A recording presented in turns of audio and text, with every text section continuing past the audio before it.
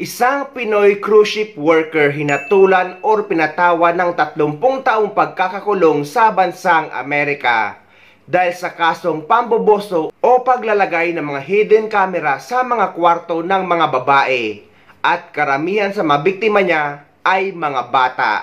Pilipinong cruise ship worker sinentensyahan ng federal judge sa Florida ng 30 taong pagkakakulong sa salang iligal na paglalagay ng hidden camera sa mga banyo na pinagtrabahuhan nitong barko.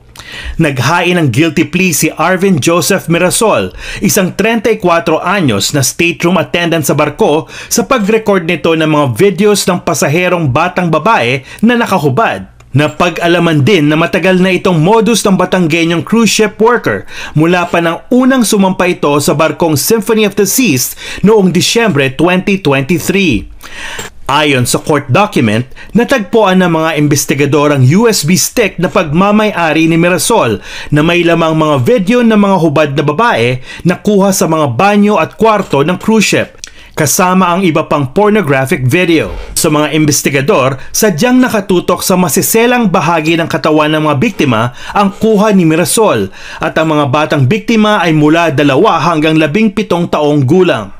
Inamin ni Mirasol na pinipili nito ang mga biktimang nakukursanadahan lang niya, at inamin din nitong alam niyang mali at iligal ang kanyang ginagawa, pero hindi ito napigilang pumasok sa mga kwarto ng mga biktima at magtago sa ilalim ng kanilang kama para makunan silang nakahubad.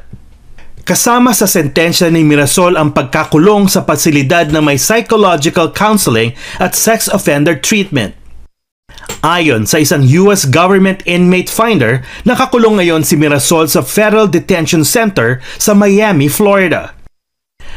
Ayon naman sa public defender, umapila na si Mirasol sa US Court of Appeals ng Florida.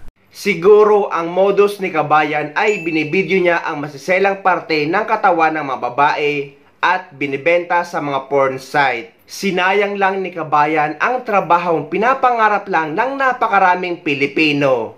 Ngayon, 30 taon kang hihimas ng rehas dyan sa Amerika. Sinayang mo lang ang buhay mo, at kawawa ang pamilya na naiwan mo sa Pilipinas.